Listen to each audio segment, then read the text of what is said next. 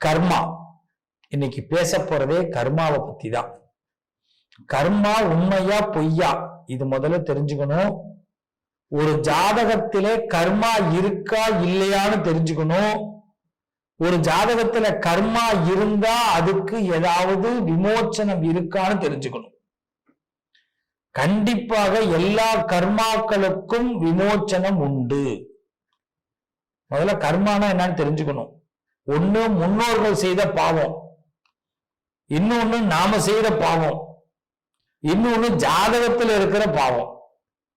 இந்த பாவம் எல்லாம் ஒன்னா சேர்ந்து இந்த குபேரனுடைய பொற்காசு மூட்டை கிடைக்குதோ இல்லையோ, கர்மா மூட்டை எல்லார்கிட்டையும் இருக்கு. தயவு செய்து அந்த கர்மாவை அங்க அப்படியே கலட்டி வச்சிடணும். அந்த மூட்டையை தூக்கி எரிஞ்சிடணும்.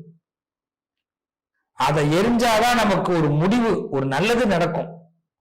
இன்னைக்கு நிறைய பேருக்கு ஏன் வீடு கட்ட முடியல, ஏன் கல்யாணம் பண்ணிக்க முடியல, ஏன் குழந்தை நல்லா அமைய மாட்டேங்குது, பிள்ளைங்களால ஏன் சந்தோஷம் இல்லை, குழந்தையே ஏன் அமையல, ஏன் வேலை வாய்ப்புகள்ல கஷ்டம், ஏன் வெளிநாட்டுல ரொம்ப கஷ்டப்பட்டுக்கிட்டு இருக்கிறோம், ஏன் நமக்குன்னு ஒரு தனி தொழில் அமைய முடிய மாட்டேங்குது, ஏன் நம்ம இன்னொருத்தவங்க கட்டுப்பாட்டுக்குள்ளே இருக்கிறோம். இப்படி பல கேள்வி இருக்கு எல்லாருக்கிட்டையும். இது எல்லாம் போக அப்புறமா ஆசைகள். நான் அதுக்குள்ளேயே வரல. ஆசைக்கு முன்னாடி இவ்வளவு இடைஞ்சல்கள், இடைஞ்சலை தாண்டி தானே ஆசை. இந்த இடைஞ்சல்லாம் இல்லாம இருக்கணும்னா என்ன பண்றது? ஏன் இடைஞ்சல் ஏற்படுது? கர்மாவால ஏற்படுது. கர்மா அதை அழித்தால் மட்டும்தான் நமக்கு இந்த இடைஞ்சல்கள் விலகும். இந்த கர்மாவெல்லாம் அழிக்காம நம்ம ஏதாவது பரிகாரம் செஞ்சுக்கிட்டு ஆசைப்பட்டுக்கிட்டே வாழ்ந்துகிட்டே இருந்தோம்னா வாழ்க்கையில நிம்மதியே இருக்காது. அப்ப கர்மானா எதுன்னு தெரிஞ்சுக்கணும். நம்ம ராசிக்கு என்ன கர்மான்னு தெரிஞ்சுக்கணும். நம்ம ராசிக்கு எந்த கோயிலுக்கு போகணும்னு தெரிஞ்சுக்கணும். நம்ம ராசிக்கு எந்த கடவுளை கும்பிட்டா கர்மா விலகுன்னு தெரிஞ்சுக்கணும். இதை ஒரு பொக்கிஷமா நம்ம பயன்படுத்தணும். இந்த வீடியோ பார்க்குற நீங்க அவசியம் நான் சொல்ற கோவில்களுக்கு சென்று வழிபாடு செய்யுங்க. கண்டிப்பா உங்க கர்மா விலகும். நிச்சயமா அந்த வழிபாட்டுக்கு பிறகு உங்க வாழ்க்கையில பெரிய விமோச்சனம் கிடைக்கும். எடுத்த உடனே கோயிலுக்கு போகணும்னு அவசியம் இல்லை. இந்த பதிவு கேட்ட பிறகு நம்பிக்கையோட சுவாமி ரூமுக்கு போயிட்டு ஒரு தீபத்தை ஏத்திட்டு, இறைவா இந்த பதிவு கேட்டிருக்கிற இந்த சுவாமியை நான் சீக்கிரம் வந்து பார்க்கணும், என் கர்மா விலகணும் அப்படின்னு முதல்ல பிரார்த்தனை பண்ணுங்க. அந்த சுவாமி உங்களை பார்க்கறதுக்கு அனுமதி சீட்டு கொடுப்பார். சில பேர் நினைச்சுக்கிறாங்க இந்த கோவிலுக்கு போன உடனேதான் கர்மா விலகும் அப்படின்னு. இல்ல, போகணும்னு நினைச்சாலே கர்மா விலகும். நம்பிக்கையோடு நடக்கணும். ஆனா பதிவை பார்த்துட்டு இது என்னது அப்படின்னு நினைச்சிடாதீங்க. இந்த கர்மாங்கிறது நம்ம வாழ்க்கைக்கு முக்கியமானது. நம்ம கனவுகளை தகர்க்கக்கூடியது கர்மா. இந்த தகர்க்கக்கூடிய கனவு, வாழ்க்கையே கனவு தானங்க. எல்லாத்தையும் தகர்த்துட்டு போறதுக்கு வாழ்றோம். ஜெயிக்க வேணாமா? இதை ஒவ்வொரு ராசிக்கும் நான் கொடுக்கிறேன். இதை ஒவ்வொரு ராசிக்காரர்களும் சரியாக பின்பற்றுங்க. நிச்சயமாக இந்த கர்ம வினை அகலும். கர்மாவை ஜெயிப்போம். நிறைய பேர் சொல்றாங்க கர்மானா பெரிய, அதெல்லாம் எதுவுமே இல்லை, யாரோ பண்ண பாவம், நம்ம ஜாதகத்தில் இருக்கிற பிரச்சனை, அதை தீக்கிறதுக்கு வழி இருக்கு. நம்புங்க, அதை தீக்கிறதுக்கு வழி இருக்கு. கர்மாவை நம்மளால ஜெயிக்க முடியும். நீங்க கண்டிப்பா கர்மாவை ஜெயிக்கிற நேரம் வந்துருச்சு. அதனாலதான் இந்த பதிவை பார்க்கிறோம். ஒரு சகோதரனா, ஒரு சகோதரிகள், சகோதரர்களுக்கு நான் சொல்ற இந்த பதிவு உங்க கர்ம வினையை அகற்றும், கர்மாவை வலுவிழக்க செய்யும், நல்லது நடக்கும். பார்க்கலாமா? மிதுன ராசி அன்பர்களே, கர்மாவிலிருந்து உங்களை விலக்க, அதாவது எத்தனையோ விஷயத்திலிருந்து விலக்களிக்கிறாங்க, கர்மாவிலிருந்து விலக்களிக்கணும் இல்லையா? கர்மா என்னங்க பண்ணும் அப்படின்னு பல பேர் கேள்வி கேட்பாங்க. மோசமான எதிரி கர்மா. எஸ், அப்படின்னா நாம ஏதாவது ஒண்ணு மிச்சம் வச்சுட்டா கூட அது நம்மளை துரத்தும். ஒரு தொடர்கதையாக வரக்கூடாது. என்னென்னலாம் மிச்சம் வைக்க கூடாது. அந்த காலத்துல சொல்லுவாங்க, நெருப்பை மிச்சம் வைக்காத, பகையை மிச்சம் வைக்காத. நெருப்பையும் பகையும் அணைச்சிடணும். அது மிச்சம் இருந்தா நமக்கு ஆபத்து. மிதுனத்துடைய கர்மா பகையில் தான் ஆரம்பமாகும். மிதுனத்துடைய கர்மா நெருப்புலதான் ஆரம்பமாகும். அப்ப நெருப்பான வார்த்தைகளை உபயோகம் செய்யாதீங்க. பகையை வளர்த்து கொள்ளாதீர்கள். கர்மா நம்மளை சூழ்ந்து கொள்ளும். அப்படி கர்மா சூழ்ந்துட்டுனா என்ன பண்றது? இந்த கர்மாவை எப்படி ஜெயிக்கிறது? முன்னோர்களுடைய கர்மா மிதுனத்தை தாக்குமா? எல்லாருக்கும் ஒரு டவுட் இருக்கும். முன்னோர்கள் கர்மா, எங்க அப்பா பண்ணது, எங்க தாத்தா பண்ணது, பாட்டன் பண்ணது, பூட்டன் பண்ணது, இதெல்லாம் எங்களை தாக்குமா? என்னை பொறுத்த வரைக்கும் அப்படி தாக்க வாய்ப்பு இல்லை. பயப்பட வேண்டாம், பயப்பட வேண்டாம். அப்படி தாக்க வாய்ப்பு இல்லை. ஆனா அதே நேரத்துல நம்ம கர்மா வலிமையானது.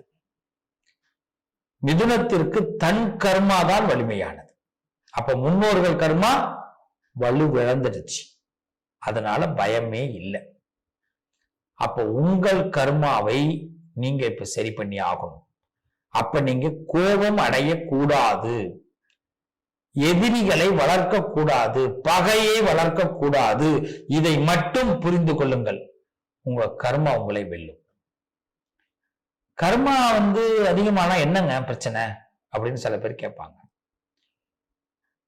கர்மாவுடைய பலம் என்னன்னா, நம் கண்ணுக்கு முன்னாடி நாம போட்ட திட்டங்கள் மாறி போகும். அதனாலதான் ஒண்ணும் இல்லை, ஒரு சிஸ்டம் இன்னைக்கு இருக்கு. அந்த சிஸ்டத்துல எத்தனையோ விஷயங்களை ஆப்பெல்லாம் ஏற்றி வைக்கிறோம். அதுல வைரஸ் வந்துருது.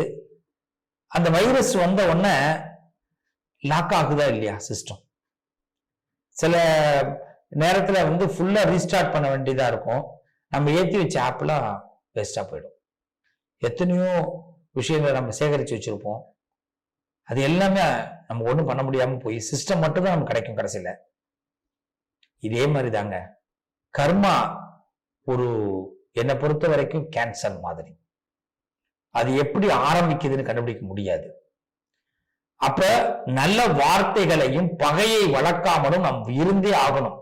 சரிங்க, ஏதோ ஒரு பகை வளருது, என்ன பண்ணலாம்? ஏதோ வார்த்தையை விட்டுட்டோம், இப்ப என்ன பண்ணலாம்? இந்த கர்மாவை நான் அழிக்கணும், கர்மாவை வெல்லணும், சிவனே சரணாகதி அடையணும். ரொம்ப சிம்பிள். மிதுன ராசிக்காரர்களை கர்மாவை வெல்லுவது சிவனால் மட்டும்தான். சிவனை நினைத்தால் கர்மாவை வெல்ல முடியும். ராமநாத சுவாமி வழிபாடு அவசியம் மிதுன ராசியில் பிறந்தவர்கள் செய்ய வேண்டும். ராமேஸ்வரம் ராமநாத சுவாமி வழிபாடு செய்யணும். நீங்க ஒரு தடவை ராமேஸ்வரம் சென்று அங்க உள்ள தீர்த்தங்கள்ல நீராடி ராமநாத சுவாமியை வழிபாடு செய்தால் நிச்சயமாக உங்களுடைய கர்மா விலகும். கெட்ட கர்மா முற்றிலும் விலகும், நல்ல கர்மா வளரும். நம்ம நிறைய நல்லது பண்ணிருப்போம் இல்லையா, அந்த கர்மா வளரும். அப்ப ராமநாத சுவாமி அனுகிரகம் இந்த மிதுன ராசிக்காரர்களுக்கு பரிபூர்ணமா உண்டு. நீங்கள் அவசியம் ராமேஸ்வரம் சென்று ராமநாத சுவாமியை ஒரு தடவை வழிபாடு பண்ணுங்க. அது உங்க பிள்ளைகளுக்கு நல்லது, குடும்பத்தார்களுக்கு நல்லது, சுகத்தை அடைய முடியும்.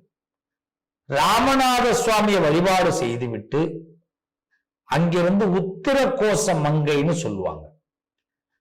அங்க உத்தரகோச மங்கையில சிவனை வழிபாடு செய்யணும்.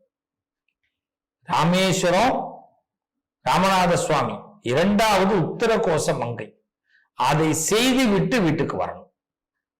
சில பேர் ராமேஸ்வரம் மட்டும் போயிட்டு வருவாங்க, உத்தரகோச மங்கை போகாம வரக்கூடாது. என கர்மா வலிமையானது. நம்ம ஒரு சிறங்கு இருக்கு, நம்ம என்ன பண்ணுவோம், ஒரு டிஞ்சர் வச்சு அது ஒரு கட்டு போட்டு ஆறிடுச்சு நினைப்போம். ஆனா அந்த சிறங்கு உள்ளுக்குள்ள இன்னும் அதிகமாகும் இல்லையா? வெளியில தான் ஆரண மாதிரி இருக்கும், முழுமையா ஆறணும்ல. உத்திரகோச மங்கை சென்று வர வேண்டும். அப்ப இந்த ரெண்டு சிவாலய வழிபாடுகளை செய்யும் பொழுது நிச்சயமாக மிதுன ராசிக்காரர்கள், ஏன்னா திருவாதிரை நட்சத்திரம் வரும் மிதுனத்துல, உத்தரகோச மங்கையில நடராஜர் இருக்கார், போய் பாருங்க. அந்த நடராஜனை பார்த்து விட்டு வரும் பொழுது நமக்கு ஆண்டவனுடைய ஆட்டம் நமக்கு சாதகமா இருக்கும். நமக்கு என்ன பில்லி சூனியம் எது இருந்தாலும் நம்ம விலகும். நம்ம ஏதோ ஒரு தப்பு பண்ணியிருந்தாலும், குடும்பத்தார்கள் தப்பு பண்ணியிருந்தாலும் எதுவும் நம்மள சேராது, நம்ம பிள்ளைகளை சேராது. கர்மாவை வெல்ல முடியும். இதை மட்டும் ஃபாலோ பண்ணுங்க.